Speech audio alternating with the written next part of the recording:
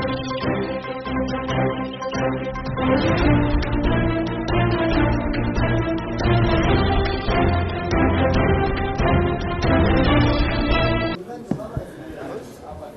जनता party Rajasthan प्रदेश द्वारा आयोजित press वार्ता में मंच पर उपस्थित आदरणीय श्री भजनलाल जी, आदरणीय लक्ष्मीकांत जी, आदरणीय आनंद जी, श्रवण सिंह जी, पंकज जी और प्रेस वार्ता के आमंत्रण पर आए हुए सभी प्रिंट मीडिया, इलेक्ट्रॉनिक मीडिया के पत्रकार और वेब मीडिया के पत्रकार बंधुओं, छायाकार बंधुओं और बहनों, मैं भारतीय जनता पार्टी राजस्थान प्रदेश के आमंत्रण पर उपस्थित होने के लिए आप सबका आभार ज्ञापित करता हूं, अभिनंदन करता हूं। मित्रों, जैसा हम सबके संज्ञान में है कि राजस्थान की वर्तमान सरकार जो अनेक तरह के सब्जबाग दिखा करके, अनेक तरह के सपने दिखा करके, झूठे वादे करके सत्ता में आई और सत्ता में आने के बाद में जिस तरह से सत्ता पे बने रहने का संघर्ष पिछले 4 साल तक राजस्थान ने देखा, उसके चलते राजस्थान में जिस तरह से अराजकता का माहौल बना है, राजस्थान में जिस तरह से माफिया राज स्थापित हुआ है और राजस्थान में जिस तरह के भ्रष्टाचार का शासन स्थापित हुआ है, इस सब के चलते राजस्थान में हजारों लोगों की, निर्दोष लोगों की हत्याएं हुई। देश में सर्वाधिक मुकदमे राजस्थान में दर्ज हुए, न केवल थानों में अपितु न्यायालय के माध्यम से, पुलिस में मुकदमे न दर्ज किए जाने की परिस्थिति में न्यायालय के माध्यम से जो 156(3) में मुकदमे दर्ज किए जाते हैं, उनकी संख्या में भी देश में सर्वाधिक अगर किसी एक प्रदेश में हुई तो वो राजस्थान में हुई। महिलाओं पर अत्याचार के 1,61,000 मुकदमे दर्ज हुए। प्रदेश की 27,000 बहन बेटियों के साथ में दुष्कर्म हुआ। महिला शिक्षक को जिंदा जला दिया गया। एम्बुलेंस में गैंगरेप होता है। राजस्थान में देश में सर्वाधिक महिलाओं के प्रति अपराध के मुकदमे दर्ज होने के बाद विधानसभा के पटल पर प्रतिपक्ष द्वारा प्रश्न खड़ा किए जाने पर राजस्थान सरकार के वरिष्ठतम मंत्री, भारत में राजस्थान का इतिहास में जो महिलाओं के सम्मान के साथ में संबंध था, राजस्थान की जो पहचान पद्मिनी के जौहर से थी, हाड़ी रानी के शीशदान से थी, गोरा और पन्नाधाय के उत्सर्ग से थी, जो राजस्थान की पहचान मीरा और कर्मा भाई की भक्ति भाव से थी, राजस्थान जो महिलाओं के सम्मान के लिए राजस्थान के लोगों ने अपनी पीढ़ियां कुर्बान की थी, उन सब पर कालिक पोतते हुए विधानसभा के पटल पर हंसते हुए यह कहना कि राजस्थान में बलात्कार इसलिए ज्यादा होते हैं कि मर्दों का प्रदेश है, राजस्थान के महिलाओं के गौरव को ठेस पहुंचाने के साथ साथ में राजस्थान के शौर्यपूर्ण इतिहास पर भी कालिक पहुंचने का काम किया। सरकार पूरी तरह तुष्टीकरण में डूबी है। जिस तरह से घटनाएं करौली में हुई, रामनवमी के जुलूस पर जिस तरह से पथराव हुआ, घटनाओं की जांच में जिस तरह से भेदभाव किया गया, एफआईआर दर्ज करने से लेकर के गिरफ्तारी से लेकर के कार्रवाई से लेकर के चालान पेश करने से लेकर के और मुआवजा देने तक जिस तरह से तुष्टीकरण किया गया, उसके कारण से जिन ताकतों के हौसले बुलंद हुए, उसके चलते उसी तरह की घटनाएं भीलवाड़ा में हुई, जोधपुर में हुई और उन सब से आगे बढ़कर के ऐसी ताकतों के हौसले बार बार बढ़ाए जाने के चलते उदयपुर की में कन्हैयालाल की नृशंस हत्या की गई, सिर धड़ से अलग कर दिया गया। राजस्थान जैसा प्रदेश जिसके बेटों ने इतिहास में लिखा है कि मंदिरों की रक्षा के लिए हजारों हजार कुर्बानियां दी थी। हम गर्व से राजस्थान के लोग ये कहते हैं कि भारत में यदि सनातन धर्म जिंदा है और भारत में भारतीयता जिंदा है तो उसमें राजस्थान के लोगों का उत्सर्ग जो है वो प्राधान्य रखता है। ऐसे राजस्थान प्रदेश में राम दरबार को बुलडोजर से ढाया गया, राजगढ़ में शिवलिंग को ड्रिल मशीन से तोड़ा गया, आबू रोड में हनुमान जी के मंदिर पर बुलडोजर चलाया गया। और इस हिंदू विरोधी सोच के कारण से केवल और केवल अपने वोट बैंक को साधने के लिए जिस तरह से हिंदुओं का उत्पीड़न किया गया, उसके चलते राजस्थान में इस तरह के अलगाववादी ताकतों का, जो समाज को बांटने के लिए, मजहब को तोड़ने के लिए, मजहब के आधार पर तोड़ने के लिए समाज को जो प्रयासरत हैं, उनके हौसले बुलंद हुए। इन्हीं के चलते चित्तौड़गढ़ में रतन सोनी की, भीलवाड़ा में आदर्श तापड़िया की, अलवर में योगेश जाटव, हरीश जाटव की और झालावाड़ में कृष्णा वाल्मीकि की नृशंस हत्याएं की गई। सरकार कोटा में पीएफआई को रैली निकालने की इजाजत देती है, लेकिन रामनवमी के जुलूस से परहेज करती है। ये सरकार के मंसूबे जिस तरह से प्रदेश के सामने आए, नित्य प्रतिदिन प्रदेश में जिस तरह से गैंग वॉर्स हो रही हैं, जिस तरह से माफिया, अलग अलग तरह का माफिया सक्रिय हुआ, उनके हौसले बुलंद हुए, जनता में भय व्याप्त हुआ और अपराधियों के हौसले चरम सीमा पर पहुंचे। इस सब को लेकर के भारतीय जनता पार्टी ने यह तय किया कि बीते 4 वर्षों में कांग्रेस सरकार के इस जंगल राज, भ्रष्टाचार और कुशासन के कारण से जो जनता की पीड़ा है, सामान्यतः सरकारों के विरोध में या चुने हुए जनप्रतिनिधियों के विरोध में कहीं छोटे मोटे स्वर उठते हैं, कहीं एंटी इनकम्बेंसी ऐसी रजिस्टर होती है, हम सब लोग जानते हैं। लेकिन इस बार राजस्थान के जनता के मन में जो गुस्सा है, उस गुस्से को संकलित करने के लिए जनाक्रोश यात्रा प्रदेश के 200 विधानसभाओं में हो। राजस्थान की जनता के साथ में, किसानों के साथ, युवाओं के साथ, महिलाओं के साथ में, कर्मचारियों के साथ, संविदा पर काम करने वाले कर्मचारियों के साथ जिस तरह का धोखा हुआ है, उस धोखे का कारण उपजे गुस्से को, उस जन आक्रोश को संकलित कर एक ज्वालामुखी के रूप में परिवर्तित करने के लिए राजस्थान के भारतीय जनता पार्टी प्रदेश नेतृत्व ने यह तय किया कि माननीय प्रदेश अध्यक्ष डॉक्टर सतीश पूनिया जी के नेतृत्व में हम राजस्थान में जन आक्रोश यात्रा का संचालन करेंगे। राजस्थान में जन आक्रोश यात्रा, जैसा हम सबको जानकारी है कि 1 तारीख को माननीय राष्ट्रीय अध्यक्ष जी की उपस्थिति में प्रारंभ हुई और यहां से जो प्रतीकात्मक रूप से रथों को यहां झंडा दिखा करके उन्होंने यहां से रवाना किया, राजस्थान भर के कार्यकर्ताओं का आह्वान किया और जो तय कार्यक्रम था कि हम 200 विधानसभाओं तक जाएंगे, महिलाओं की, युवाओं की, किसानों की ऐसी हजारों की संख्या में चौपाल आयोजित करेंगे।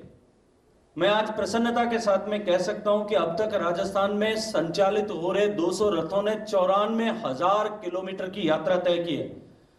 50,367 से ज्यादा छोटी बड़ी ऐसी नुक्कड़ सभाओं से लेकर के बड़ी सभाओं तक आयोजित की गई है और जो मोटा आकलन किया गया है, कुल मिलाकर के इस सभाओं में और इन रथ यात्राओं में जिन लोगों से संपर्क किया गया, लगभग 82,75,000 से ज्यादा लोगों को इस रथ यात्रा के में जनता से जुड़ने का अवसर हमें मिला है। जन आक्रोश की इस यात्रा के समय जो पब्लिक को ग्रीवेंसेज, शिकायतों को रजिस्टर करने के लिए हमने 2 तरह की पद्धति अपनाई थी। एक पेटिका रखी गई थी जिसमें लिखित रूप से डाला जा सकता था और वेबसाइट पर जो शिकायतें दर्ज कराई जा सकती थी, उन सब के केवल वेबसाइट पर ही लगभग 3 लाख शिकायतें जो है अब तक दर्ज हुई है। 75 लाख आरोप पत्र बांटे गए और 11,87,000 फिजिकली हाथ से लिखे हुए ऐसे आरोप और समस्याओं से जुड़े हुए पत्रक एकत्रित किए गए। 31 लाख स्टिकर्स लगाए गए और अभियान के में युवाओं, महिलाओं और अनुसूचित जाति जनजाति की हजारों की संख्या में चौपालें आयोजित की गई हैं। इसी क्रम में आगे 15 तारीख से लेकर के 31 तारीख तक विधानसभाओं के स्तर पर बड़ी जनाक्रोश सभाएं आयोजित की जाएंगी, जिनमें इन सभाओं के साथ साथ में बूथ महासंपर्क अभियान भी होगा। भारतीय जनता पार्टी के कार्यकर्ता प्रत्येक बूथ तक जाकर के और इस महासंपर्क अभियान में घर घर इस जनाक्रोश के संदेश को ले जाकर जन भावनाओं को संकलित करने का काम करेंगे। 25 दिसंबर को जब देश स्वर्गीय अटल बिहारी वाजपेयी जी की स्मृति में सुशासन दिवस मना रहा होगा, तब भारतीय जनता पार्टी के कार्यकर्ता प्रदेश के सभी बूथ,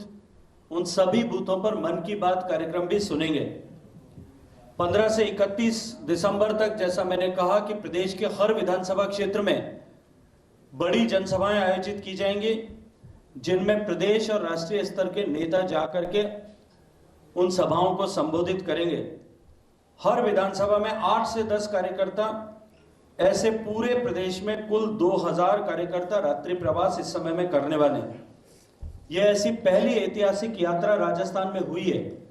जिसमें राजस्थान में, चाहे वो किसी भी दल के परिप्रेक्ष्य में बात करूं,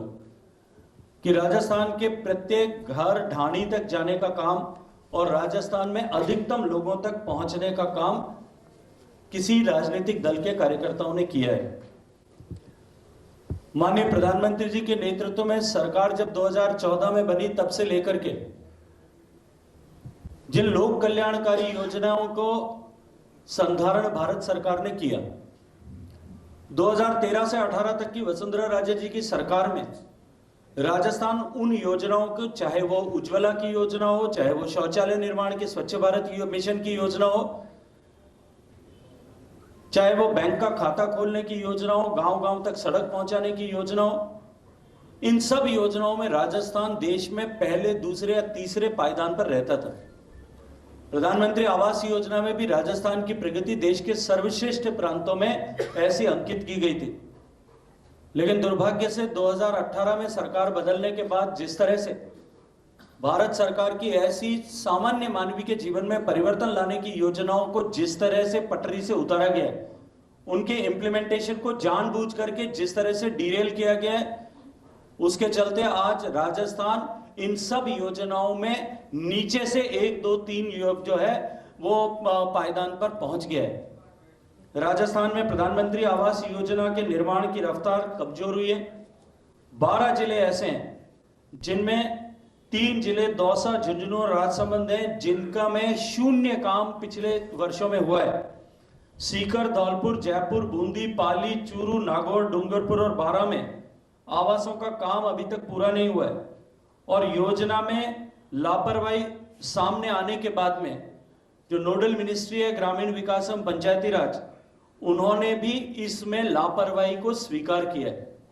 ठीक इसी तरह से केंद्र सरकार की मांग, केंद्र सरकार द्वारा राजस्थान सरकार की मांग के अनुरूप खाद उपलब्ध करा दिए जाने के बाद में भी राजस्थान सरकार के संरक्षण में और सरकार के नुमाइंदों के संरक्षण में जिस तरह से कालाबाजारी हुई,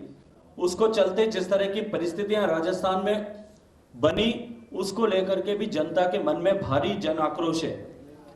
एनएफएसए और प्रधानमंत्री जी के द्वारा दी गई सहायता के अनुरूप राजस्थान में, देश भर में जिस तरह से गरीब व्यक्ति का चूल्हा जलता रहे, इस लक्ष्य को लेकर के जो खाद्यान्न उपलब्ध कराया जा रहा था, लगातार 2.5 वर्ष तक जिस तरह से खाद्यान्न उपलब्ध कराया गया, उसमें भी राजस्थान सरकार में बैठे जिम्मेदार लोगों के कारण से और उनकी लापरवाही और भ्रष्टाचार के चलते गरीबों को अन्न नहीं मिल पाया। ये मैं नहीं कहता, राजस्थान सरकार के मंत्री ने खुद जो है प्रेस स्टेटमेंट में, पब्लिक में आकर के इस बात को स्वीकार करके अपने अधिकारियों पर उसके लिए दोषारोपण किया है। जहां देश में जल जीवन मिशन की यदि मैं चर्चा करूं, क्योंकि मैं उसी महकमे का मंत्री हूं और मेरे पास ये दायित्व माननीय प्रधानमंत्री जी ने दिया था कि 2024 तक हम देश के हर घर तक पीने का पानी पहुंचाएं। मैं प्रसन्नता के साथ जहां एक बात ये चर्चा करता हूं कि जहां जब 15 अगस्त 2019 को माननीय प्रधानमंत्री जी ने इस महती योजना को घोषित किया था, उस समय देश का जो कवरेज लगभग 16% से कुछ अधिक था। 19 करोड़ से ज्यादा घरों में से केवल 3 करोड़ 23 लाख घरों तक पानी पहुंचता था। वो 16% का आंकड़ा बढ़ करके आज 56% को छूने वाला है। जो 3 करोड़ 23 लाख का आंकड़ा था, वो आज बढ़ करके 10 करोड़ 70 लाख के आसपास पहुंच चुका है। 40% की ग्रोथ भारत में ओवरऑल रजिस्टर हुई है। राजस्थान में क्योंकि सबसे बड़ी चुनौती थी, सबसे विपरीत परिस्थितियां थी, और जो तय मानक किए गए थे भारत सरकार ने के द्वारा, उसके अनुरूप देश में सर्वाधिक एलोकेशन बजट का अगर किसी एक प्रदेश को किया गया वो राजस्थान को हुआ था। 27-28 हजार करोड़ रुपए से ज्यादा का बजट एलोकेशन होने के बावजूद भी आज राजस्थान सरकार केवल 5,000 करोड़ रुपए का एक्सपेंडिचर कर पाई है भारत की सरकार के द्वारा वो दिए हुए पैसे में से भी। यदि मैं टोटल ओवरऑल किटी की बात करूं, क्योंकि इस योजना में 50-50% पैसा जो है राज्य सरकार और केंद्र सरकार दोनों निवेश करती है। 27,000 करोड़ रुपए भारत सरकार के अनुदान के अगेंस्ट में 27,000 करोड़ रुपए राज्य सरकार को भी देना था। 54,000 करोड़ रुपए के अगेंस्ट केवल रिपोर्टेड एक्सपेंडिचर जो है वो 8,000 करोड़ है। राज्य सरकार जो अपना निवेश करना है वो निवेश भी नहीं कर पा रही है। पीने का पानी देने के लिए इनके पास पैसे नहीं है, लेकिन भ्रष्टाचार करने के लिए, उसके माध्यम से पैसा कमाने के लिए ऐसी रेवड़ियां बांटना, टेलीफोन बांटने से लेकर के पता नहीं किस किस तरह की स्कीम्स में ये पैसा निवेश करके और भ्रष्टाचार करने के लिए काम कर रहे हैं। जहां देश में एक तरफ जैसा मैंने कहा 40% प्रगति हुई, वहीं राज्य की प्रगति की यदि मैं चर्चा करूं तो जब कार्यक्रम प्रारंभ हुआ था तब राजस्थान का कवरेज 11.74% था। राजस्थान के 1,05,00,000 घरों में से राजस्थान में लगभग 12 लाख घरों तक पीने का पानी नल के माध्यम से पहुंचता था। 3 साल में जहां देश ने, जैसा मैंने उल्लेख किया कि 40% प्रगति की है, वहीं राजस्थान में आज ये आंकड़ा कुल मिलाकर के 20-21% प्रगति के साथ में 31.19% तक पहुंच पाया। जहां देश में 40% प्रगति हुई, वह राजस्थान अभी तक केवल 20% के कगार पर खड़ा है। देश में जहां 105 जिले फुल्ली सैचुरेट हो गए, देश में जहां गोवा 100% सर्टिफाइड प्रदेश हो गया है, जहां हर घर तक पीने का पानी पहुंचता है, तेलंगाना 100% हो गया है, गुजरात 100% हो गया है, हरियाणा 100% हो गया है। देश में 125 जिले 100% जो है वो पहुंच पे के कगार पर पहुंच गए। वहां राजस्थान में एक भी जिला ऐसा नहीं है, रादर एक भी ब्लॉक ऐसा नहीं है जिसको 100% सैचुरेट की लिस्ट में माना जा सके। यहां तक कि राजस्थान सरकार द्वारा उपलब्ध कराए गए आंकड़ों में राजस्थान की 11,000 पंचायतों में से एक पंचायत भी आज राजस्थान सरकार ये दावे के साथ नहीं कह सकती कि जहां 100% घरों तक कनेक्शन पहुंच गया। प्रदेश में जो 1,05,00,000 घर हैं जिनमें कनेक्शन पहुंचाना था, उनमें से 93 लाख कनेक्शंस को हम अप्रूव कर चुके हैं। उनकी जो है अप्रूवल स्टेट SLSCC में जारी की जा चुकी है। लेकिन अभी भी राजस्थान में जो कुल 42,000 गांव हैं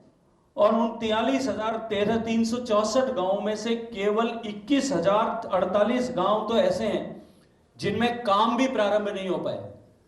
आधे से लगभग आधे गांव में आज तक, जब स्कीम 2019 से लेकर के अब चौथा वर्ष पूरा करने में केवल 1 से 1.5 साल लगभग शेष बचा है, 1.25 साल शेष बचा है, आज भी राजस्थान के 21,000 से ज्यादा गांवों में 50% लगभग गांवों में काम भी प्रारंभ नहीं हो पाया। इस काम की गुणवत्ता को लेकर के आप सभी समाचार पत्रों ने कहीं न कहीं बार-बार उसका उल्लेख किया है। जिस तरह की घटनाएं सामने आई कि दूदू में काम हुआ नहीं, टेंडर हुआ नहीं, उससे पहले काम शुरू हो गया है, कहीं काम शुरू हो गया है लेकिन काम कागजों में शुरू हो गया है, भुगतान भी हो गया है, लेकिन जो है वो ठीक से काम नहीं हो पा रहा है। हमने इसके लिए व्यवस्था की थी कि कोई भी काम जो धरातल पर हो रहा है, जो इम्प्लीमेंटेशन हो रहा है, उस इम्प्लीमेंटेशन को मॉनिटर करने के लिए थर्ड पार्टी वेरिफिकेशन किया जाना चाहिए, ताकि जो काम हो रहा है वो सस्टेनेबल रहे, अगले 30 साल तक काम से जो है सुचारू रूप से वो सर्विस डिलीवरी दे पाए। लेकिन दुर्भाग्य है कि थर्ड पार्टी वेरिफिकेशन ठीक से नहीं होने के कारण से राजस्थान में इंप्लीमेंटेशन क्वालिटी जो है वो बहुत खराब है। जो आज निवेश इसमें हजारों करोड़ रुपए का हो रहा है वो उत्पादक रहे, उसके लिए ओवरडम पॉलिसी बनाने की जरूरत थी। आज तक राजस्थान सरकार ने ओवरडम पॉलिसी घोषित नहीं की है। भारत सरकार में हमने एक व्यवस्था की कि देश में जिन गांवों में काम हो गया हम उसका थर्ड पार्टी वेरिफिकेशन करें। हमने कंप्यूटर से रैंडमली गांवों का सिलेक्शन किया और देश के हर जिले में हमने जहां काम पूरा हो चुका है, जहां रिपोर्ट किया है, उन गांवों में जाकर के 10% ऐसे गांवों में जाकर के फिजिकली थर्ड पार्टी वेरिफिकेशन कराया। क्वालिटी ऑफ वाटर जो डिस्ट्रीब्यूट किया जा रहा है जितना मात्रा में किया जा रहा है क्वांटिटी को, और तीसरा जिस गुणवत्ता का पानी दिया जा रहा है और कंटिन्यूटी, इन चारों को जो है हमने असेस कराया। इसके आधार पर जो फंक्शनैलिटी असेसमेंट हुआ उसमें राजस्थान के ऐसे गांव जहां सरकार काम पूरा हो चुका है ये घोषित कर चुकी है, उसमें केवल 38% फंक्शनैलिटी जो है वो राजस्थान में प्राप्त हुई है। बाकी 62% जो है उसमें राजस्थान में उन आंकड़ों पर, पैरामीटर्स पर राजस्थान में फेल्योर रजिस्टर किया गया। ठीक इसी तरह से स्वच्छ भारत मिशन में भी, जहां राजस्थान पहले शौचालय के निर्माण में देश के अग्रणी प्रदेशों में हुआ करता था, वो राजस्थान आज स्वच्छ भारत मिशन के दूसरे पायदान ODF+ जहां है उसमें पिछड़ गया है। देश में जहां 450 से ज्यादा ऐसे प्रोजेक्ट जहां गोबर को गैस में परिवर्तित कर उस गैस को भारत सरकार की पेट्रोलियम कंपनियां खरीदें और उसको जो है wealth out of waste create किया जा सके, उसमें भी राजस्थान आज शून्य के कगार पर खड़ा है। हम सब जानते हैं 15th फाइनेंस कमीशन ने जो एलोकेशन किया था, उस एलोकेशन में 30% ग्रांट स्वच्छता के लिए और 30% ग्रांट जो है वो पानी से जुड़े हुए विषयों के लिए टाइड अप किया था। जो 15th फाइनेंस कमीशन की ग्रांट इन दोनों विषयों से जुड़ी हुई राजस्थान प्रदेश को मिली है, पिछले 4 सालों में 19-20 से लेकर के अब तक वो लगभग 5,417 करोड़ रुपए होती है। उसके अगेंस्ट में जो राजस्थान सरकार ने यूटिलाइजेशन अब तक रिपोर्ट किया है, जो कंप्यूटर पर सभी जो है डेली रिपोर्टिंग सिस्टम में रिपोर्ट होता है, वो केवल 1600 करोड़ रुपए है। 30% पैसा भी अभी तक जो भारत सरकार ने दिया उसको ये खर्च नहीं कर पाए। कांग्रेस में सरकार ने जो बजट घोषणा की थी उसमें खाद्य सुरक्षा अधिनियम के तहत उन्होंने कहा था कि हम 10 लाख परिवारों के नाम जोड़ेंगे। पोर्टल पर नाम मांगे गए, लेकिन आज भी वो लोग इंतजार कर रहे हैं। जहां स्मार्ट सिटी योजना जो प्रदेश में, देश भर में चल रही है, उसमें से जो 6 प्रदेश राजस्थान में स्मार्ट सिटी योजना से जुड़े, उनमें भी प्रगति के मानकों के आधार पर भारत सरकार द्वारा दी गई राशि का अभी उपयोग नहीं हो पा रहा है। और जो उपयोग हो रहा है वो भी जो स्मार्ट सिटी की भावना थी कि हम ऐसे विषयों पर कि जो इंफ्रास्ट्रक्चर है, जो सर्विस इंफ्रास्ट्रक्चर है, उसको स्ट्रेंथन करने के लिए हम काम करें, उसके बजाय केवल और केवल सौंदर्यीकरण और उस सौंदर्यीकरण के नाम पर पैसा खर्च कर उसके द्वारा भ्रष्टाचार करने के लिए जो है सरकार काम कर रही है। इस तरह से भारत के प्रधानमंत्री जी माननीय नरेंद्र मोदी जी के नेतृत्व में जो सरकार समाज के और जो ऐसा तबका,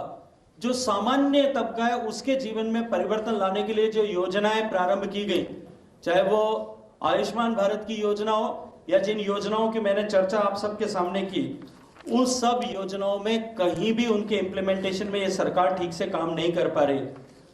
माननीय प्रधानमंत्री जी के नेतृत्व में जिस तरह से देश की सरकार ने काम किया है, आज उसके कारण से निश्चित रूप से करोड़ों लोग गरीबी की रेखा से बाहर निकल पाए। भारत के सामान्य मानवी के जीवन में समृद्धि ला करके माननीय प्रधानमंत्री जी के नेतृत्व में विभिन्न योजनाओं के माध्यम से उनके जीवन को बेहतर बनाने में सफलता प्राप्त की है। कोरोना के आपदा के समय में भी जिस तरह से सरकार ने प्रोएक्टिवली काम किया, हालांकि राज्य की सरकार बार बार उस पर आलोचना कर रही थी, प्रश्न चिन्ह खड़े कर रही थी, राजनीति के आधार पर अपने स्टेटमेंट दे रही थी और अपने फेलियर को ही अपनी सफलता बता करके अपनी पीठ थपथपाने का काम कर रही थी। लेकिन आज माननीय प्रधानमंत्री जी के नेतृत्व में जिस तरह से काम हुआ, उसकी सफलता को पूरा विश्व स्वीकार करता है। भारत के कोरोना के प्रबंधन को, इंडिया मॉडल को पूरे विश्व ने स्वीकार किया है। भारत का जो कोविन प्लेटफॉर्म, मुझे स्मरण आता है अभी कुछ ही दिन पहले आदरणीय विदेश मंत्री जी ने एक घटना का जिक्र करते हुए कहा कि जब अमेरिका ने ओपन अप किया कोविड के बाद में, और जब वो अमेरिका गए, उनके पुत्र वहां रहते हैं, कि मैं जब अमेरिका में एक रेस्टोरेंट में गया जहां कंपलसरी था कि आपको अपना कोविड सर्टिफिकेट, वैक्सीनेशन सर्टिफिकेट जो है वो दिखाना था, और उन्होंने कहा कि जैसे ही वो वैक्सीनेशन सर्टिफिकेट दिखाने के लिए कहा गया, मैंने अपना मोबाइल खोला, कोविन ऐप से खोल करके जो सर्टिफिकेट मुझे मिला था वो सर्टिफिकेट मैंने दिखाया। वहीं उनके पुत्र जो अमेरिका में रहते हैं, उन्होंने अपने बटुए में निकाल करके एक मुड़ा हुआ कागज निकाल करके दिया।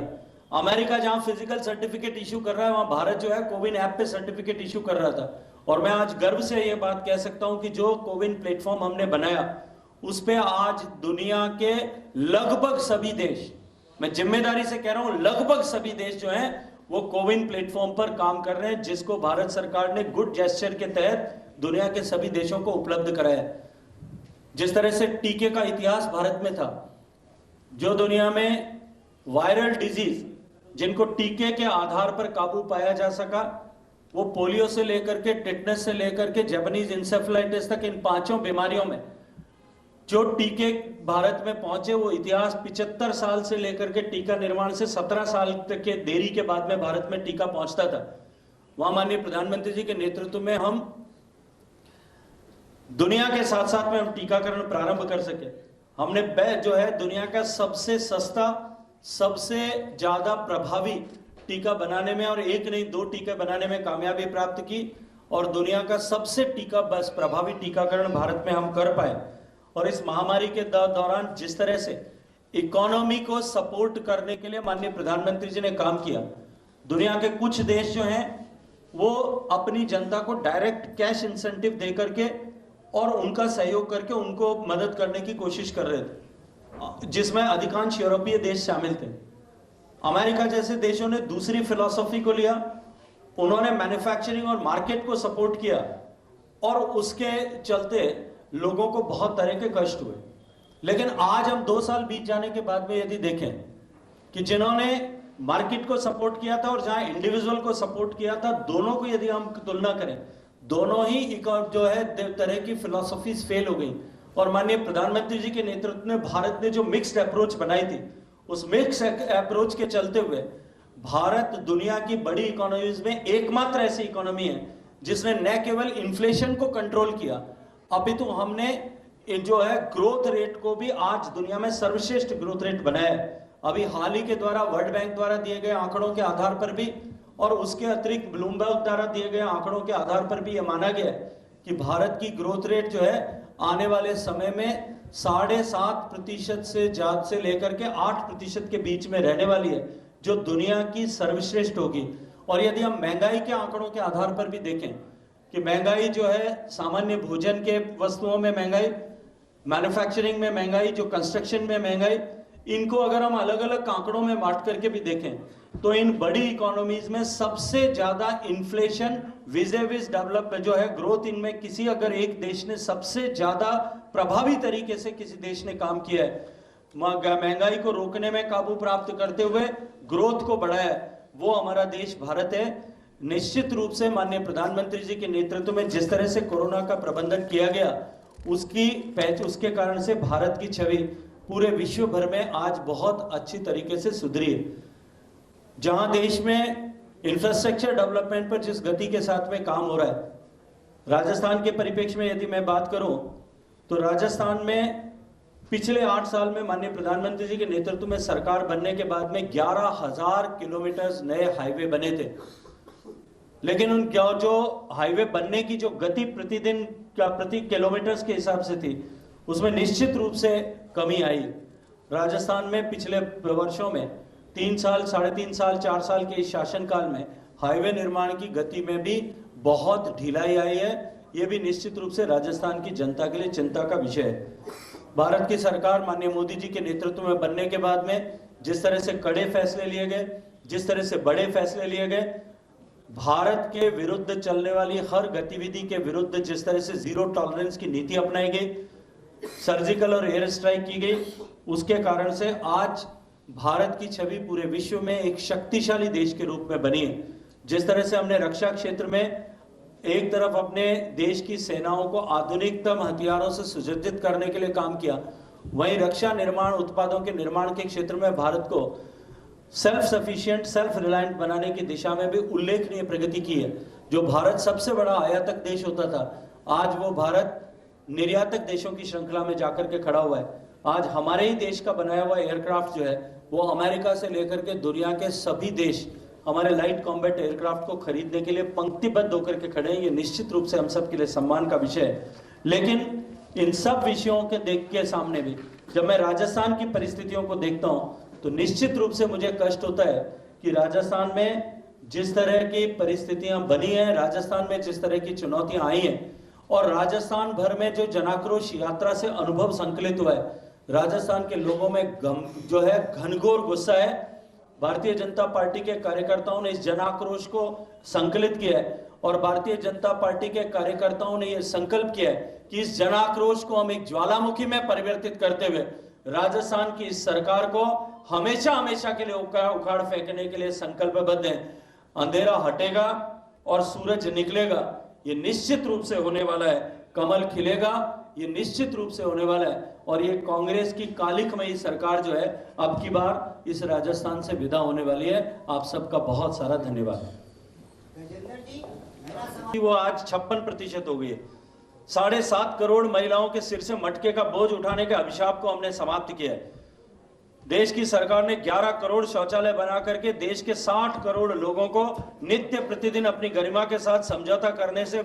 विमुक्त किया है। देश के 30 करोड़ से ज्यादा माताओं बहनों को नित्य प्रतिदिन अपनी गरिमा के साथ समझौता करने के अभिशाप से मुक्त किया है। देश के 8 करोड़ माताओं बहनों के आंखों में से धुआं के कारण से निकलने वाले आंसुओं को पहुंचने का काम किया है। देश के 4 करोड़ से ज्यादा घरों तक बिजली पहुंचाने का काम किया है। मुझे लगता है कि शायद ये सब आपको दिखाई नहीं देता, तभी आप ये कहते हैं। देश के करोड़ों लोगों को आयुष्मान भारत के माध्यम से जो है वो इलाज कराने की सुविधा प्रदान करने का काम किया है। देश के करोड़ों लोगों को जनऔषधि केंद्र के माध्यम से कम कीमत में दवा दिलाने का काम किया है। वो यदि सब आपको नजर नहीं आता तो मुझे लगता है कि आपकी दृष्टि में कहीं ना कहीं जो है वो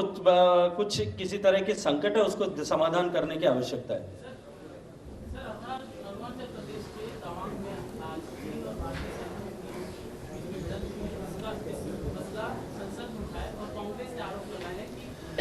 मैं जितेश जी आपकी जानकारी के लिए बता दूं कि वो भिड़ंत आज नहीं हुई है। 8 और 9 तारीख की मध्य रात्रि को चीन के 600 से ज्यादा सैनिकों ने भारत की भूमि में जबरन प्रवेश करके और वहां कब्जा करने की कोशिश की थी। लेकिन मैं भारत की शक्तिशाली शौर्यमयी सैनिकों का और सेना का अभिनंदन करना चाहता हूं कि उन्होंने लाठी डंडों से पीट करके उन सैनिकों को खदेड़ करके वापस अपनी चौकियों तक जाने को मजबूर किया और उसमें चीन के अनेक सैनिक जो हैं वो घायल हुए। भारत का एक भी सैनिक कहीं भी किसी तरह से हताहत नहीं हुआ है और मैं जिम्मेदारी से आज कह रहा हूं कि माननीय रक्षा मंत्री जी और माननीय गृह मंत्री जी दोनों ने यह बयान दिया है कि देश की 1 इंच जमीन पर भी किसी ने कोई कब्जा नहीं किया। मैं आपकी जानकारी के लिए बताना चाहता हूं कि यह प्रश्न आज लोग जो है संसद में क्यों उठाया गया। आज यह प्रश्न इसलिए उठाया गया था कि आज राज्यसभा में प्रश्न क्रमांक 5 पर यह प्रश्न था कि राजीव गांधी, और वो कांग्रेस के ही एक सांसद ने उठाया था कि राजीव गांधी फाउंडेशन का FCRA की सुविधा क्यों बंद कर दी गई है, सरकार इसका जवाब दे। और निश्चित रूप से इस जवाब से कांग्रेस सरकार जो है वो घिरने वाली थी, क्योंकि राजीव गांधी फाउंडेशन ने 2005 से 7 के बीच में चीन की एम्बेसी जो भारत में है उस दूतावास से 1 करोड़ 35 लाख रुपए की सहायता ली थी। राजीव गांधी फाउंडेशन ने जाकिर नायक के ऑर्गेनाइजेशन से 50 लाख रुपए अनुदान प्राप्त किया था। मैं आपकी जानकारी के लिए बताना चाहता हूं कि राजीव गांधी फाउंडेशन जो है उसकी स्थापना का जो संविधान है उस चार्टर में ये लिखा गया है, जो उन्होंने सरकार में सबमिट किया है रजिस्ट्रेशन के समय, कि ये सामाजिक सरोकार के काम करने, सेवार्थ काम करने वाला ऑर्गेनाइजेशन होगा। और ये जो 1 करोड़ 35 लाख रुपया उन्होंने रिसीव किया, इस 1 करोड़ 35 लाख रुपए का हिसाब देते हुए उन्होंने लिखा है कि ये 1 करोड़ 35 लाख रुपया भारत और चीन के संबंधों के अध्ययन के लिए हमने निवेश किया है। इस निवेश से क्या सामाजिक सरोकार था मुझे समझ नहीं आता, लेकिन ये वो कांग्रेस पार्टी जिसके शासनकाल में भारत की 1962 में भारत चीन के युद्ध के समय हजारों एकड़, हजारों हेक्टेयर, हजारों स्क्वायर किलोमीटर जमीन चाइना ने अनधिकृत रूप से कब्जा की। क्या वो भारत चीन के रिलेशंस का अध्ययन करते समय उन विषयों का अध्ययन किया गया था? नेहरू जी के व्यक्तिगत संबंधों को भारत के हितों पर प्राथमिकता देने के चलते जो भारत की स्थायी सदस्यता यूनाइटेड नेशंस की सिक्योरिटी काउंसिल में जो भारत को मिल चुकी थी, उसको नेहरू जी ने चाइना को गिफ्ट कर दिया। उस समय भारत के चाइना के संबंधों में क्यों केस गिफ्ट किया और उसका क्या प्रभाव दुष्प्रभाव भारत पर हुआ, उसके ऊपर उन्होंने अध्ययन किया है। भारत के में 2006 में भारत के पूरे अरुणाचल और नेफा को चाइना ने अपनी 6th इंडेक्स फिंगर ऐसा बताते हुए चाइनीज दूतावास ने इसको चीन का हिस्सा बताने का दुस्साहस किया था। क्या उसके ऊपर उन्होंने अध्ययन किया था? ऐसे सारे विषय जो देश के विरुद्ध में काम करने वाले विषय थे, उन विषयों पे कांग्रेस पार्टी को शायद आज जवाब देना पड़ता। इसलिए इस विषय को कांग्रेस पार्टी के लोगों ने हल्ला मचा करके आज संसद के कार्रवाई को बाधित करने का काम किया है। लेकिन मैं फिर जिम्मेदारी से साथ कह सकता हूं कि नरेंद्र मोदी जी की सरकार है। इस नरेंद्र मोदी जी की भारतीय जनता पार्टी की सरकार में कोई भी देश 1 इंच भी भारत की जमीन पर कभी कब्जा करने का दुस्साहस नहीं कर पाएगा। उमर अब्दुल्ला कह रहे हैं कि दुर्भाग्यपूर्ण है, दोनों हमारे पड़ोसी देशों से संबंध अच्छे नहीं हमारे, ना पाकिस्तान। देखिए, भारत के हितों का समझौता करके हम किसी भी देश के साथ में, न केवल पड़ोसी, अभी तो किसी भी देश के साथ में अपने संबंधों को प्राथमिकता नहीं देंगे। भारत के हितों के साथ में समझौता करके जिन्होंने प्राथमिकताएं अपने व्यक्तिगत संबंधों को दी थी, उसीलिए मैंने उल्लेख किया कि भारत की सिक्योरिटी काउंसिल की स्थायी सदस्यता हमेशा हमेशा के लिए चली गई थी। सिंह जी, मेरा सवाल यह था कि अभी आपने कांग्रेस की और राजीव गांधी फाउंडेशन के गड़बड़ डाले पे क्वेश्चन मार्क लगाया, लेकिन संजीवनी वाले मामले में और 2020 में जो सचिन पायलट वाला जो मामला था उसमें आपकी आवाज़ बता रहे हैं, जिसमें आपने FIR भी कराई है लोकेश शर्मा के विरुद्ध OSD to CM, उस मामले में आपको क्या बोलना है, क्योंकि आपके ऊपर भी बहुत बड़ा क्वेश्चन मार्क है इन दोनों मामलों में। देखिए, जहां तक 2020 का विषय और जिस ऑडियो टेप को लेकर के चर्चा की जाती है, उस ऑडियो टेप को लेकर के मैं आप सबके सामने विषय को क्लियर करना चाहता हूं, इसलिए मुझे 2 मिनट का समय दीजिएगा। उस ऑडियो टेप को लेकर के एक साथ एक ही दिन 4 FIR ऐसे ऑडियो टेप को लेकर के रजिस्टर हुई थी। 2 SOG ने रजिस्टर की थी और 2 जो देशद्रोह के कानून में रजिस्टर की, और 2 एंटी करप्शन ब्यूरो ने रजिस्टर की। उन 4 में से 15 दिन तक ताबड़तोड़ कार्रवाई की गई। एक व्यक्ति को अरेस्ट किया गया, मुझे एक नोटिस दिया गया, हालांकि वो गलत FIR में दिया गया था, लेकिन मुझे भी एक नोटिस दिया गया। और 15 दिन बाद भारत सरकार के सर्विंग कैबिनेट मिनिस्टर के अगेंस्ट जो देशद्रोह राष्ट्रद्रोह के कानून में जो धारा में जो FIR दर्ज की गई थी, राजस्थान की SOG ने उसमें यू टर्न करते हुए उस FIR को वापस ले लिया। किसी व्यक्ति का चरित्र हनन करने का इससे बड़ा उदाहरण शायद नहीं हो सकता कि आप देशद्रोह का मुकदमा दर्ज कराएं और 15 दिन में उसमें जोर शोर से हल्ला मचाएं और उसके बाद में कि ये हमने गलती से रजिस्टर कर लिया, उसको वापस विड्रॉ न्यायालय में जाकर के कर लिया। जो एंटी करप्शन ब्यूरो ने FIR रजिस्टर किया, उस FIR में किसी भी भारत के कानून के आधार पर किसी भी व्यक्ति के अगेंस्ट इस तरह के एविडेंस को वेरीफाई करने के लिए न्यायालय से परमिशन लेने की आवश्यकता होती है। एंटी करप्शन ब्यूरो ने 2020 में न्यायालय में एप्लीकेशन, 2021 में न्यायालय में एप्लीकेशन लगाई, सक्षम न्यायालय में एप्लीकेशन लगाई कि हमको आवाज का नमूना लेने के लिए अनुमति दी जाए। मैं जिम्मेदारी से कह रहा हूं कि न्यायालय का फैसला जिस दिन आया, उस दिन आप सब मीडिया के लोगों को, साथियों को भ्रमित करके पूरे हिंदुस्तान के मीडिया में यह खबर फैलाई गई कि जो है कोर्ट ने परमिशन दे दी और गजेंद्र सिंह की मुश्किलें बढ़ने वाली हैं। 3 दिन बाद में जब वो फैसला आया, तब उस फैसले में न्यायालय ने यह लिखा था, मैं कोट करना चाहता हूं कि जो जांच करने वाला विभाग है, अभियोजन अपनी, कोट कर रहा हूं, इन्वर्टेड कॉमास में लिख करके रखिएगा, अभियोजन अपनी इतर मंशाओं की पूर्ति के लिए न्यायालय के कंधों का सहारा लेना चाहता है,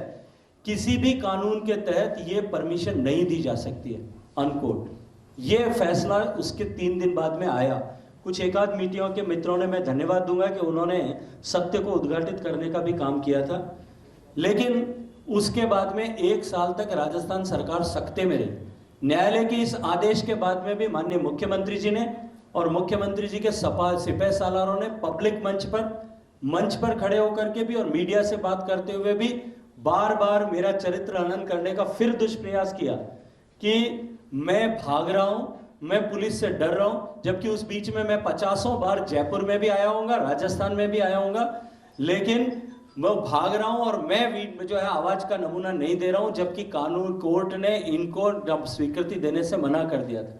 उसकी अपील 1 साल बाद में की गई, जिस पर अभी भी न्यायालय में फैसला नहीं हुआ है। इसलिए यह कहना,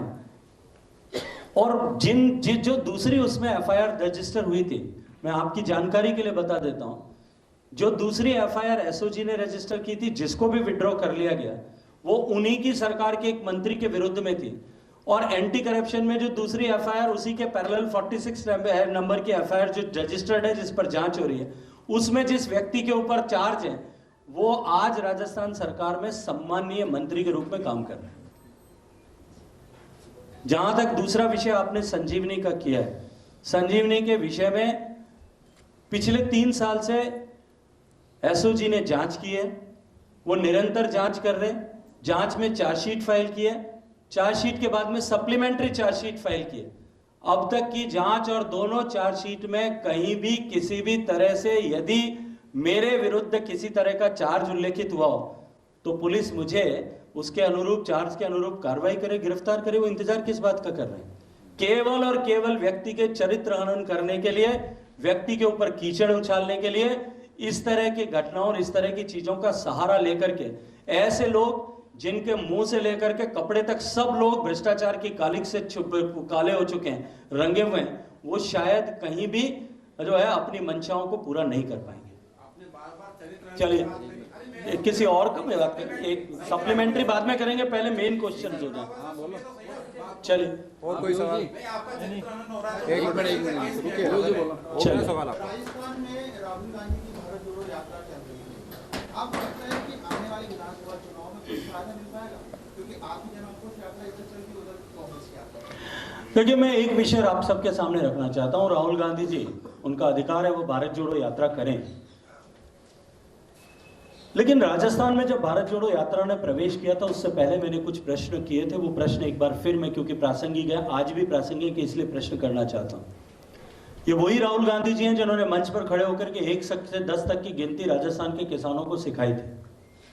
राजस्थान आने से पहले कम से कम अपनी सरकार से ये पूछ करके तो आते कि वो 10 दिन के फैसले को 4 साल बाद में भी उन्होंने लागू क्यों नहीं किया।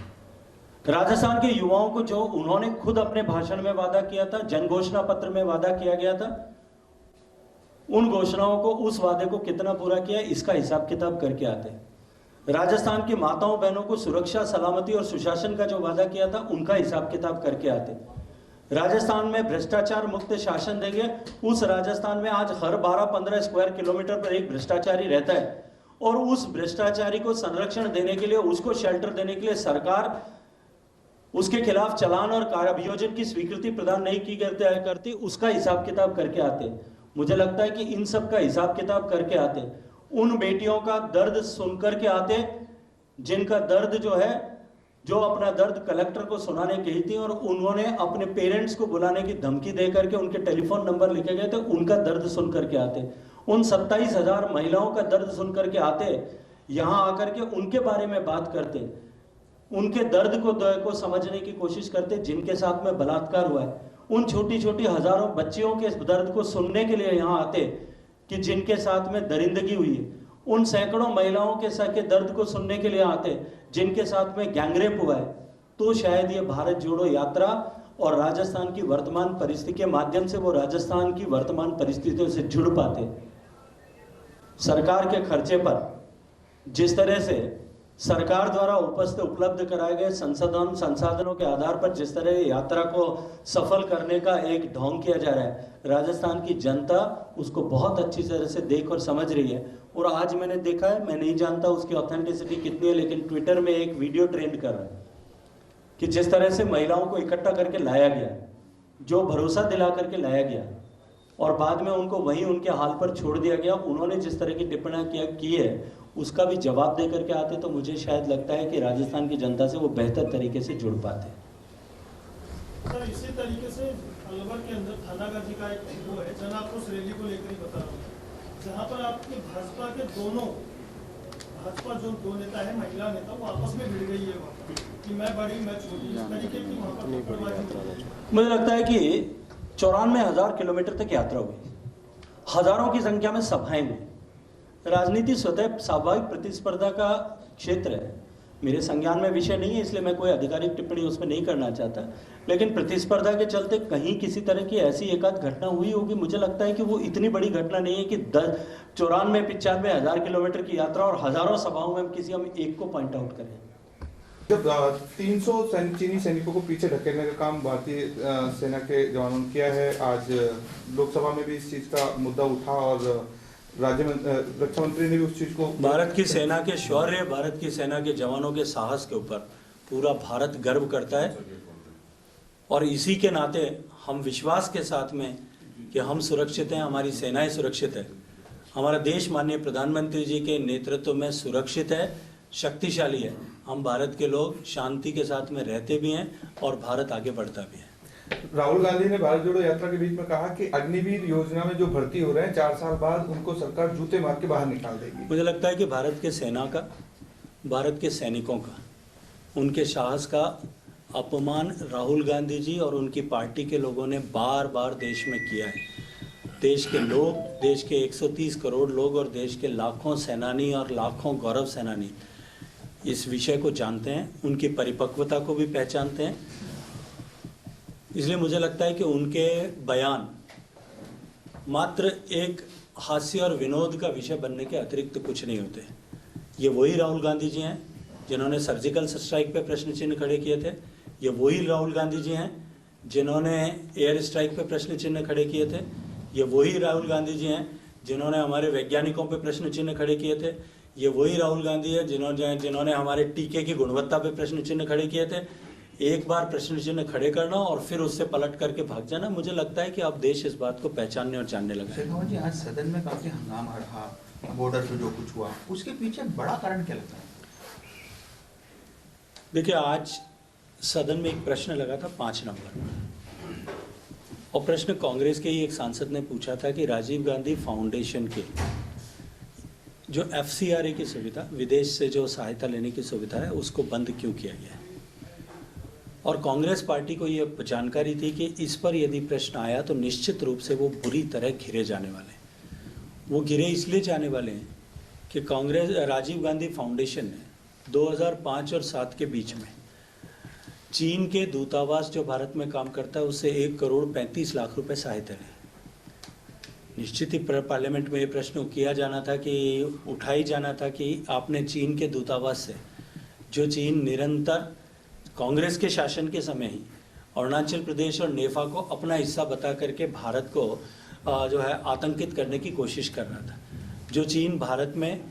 प्रवेश करके, जबरन प्रवेश करके कब्जा करने की कोशिश कर रहा था, उस चीन से आपने पैसा क्यों लिया, इसका जवाब मांगा जाएगा। इसका भी जवाब मांगा जाएगा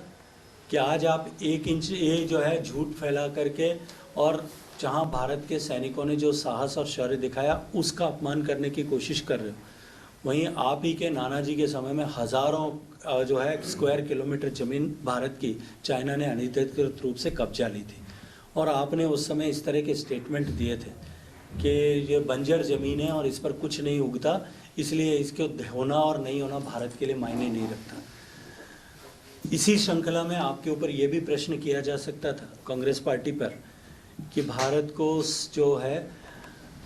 यूनाइटेड नेशंस के सुरक्षा परिषद में जो स्थायी सदस्यता मिलने वाली थी, उसको आपने व्यक्तिगत संबंधों के बलि चढ़ा करके चाइना को गिफ्ट में क्यों दिया था। इन सब से डर करके आज उनसे बच निकलने के लिए इस हंगामे को एक हथियार के रूप में उपयोग लिया गया।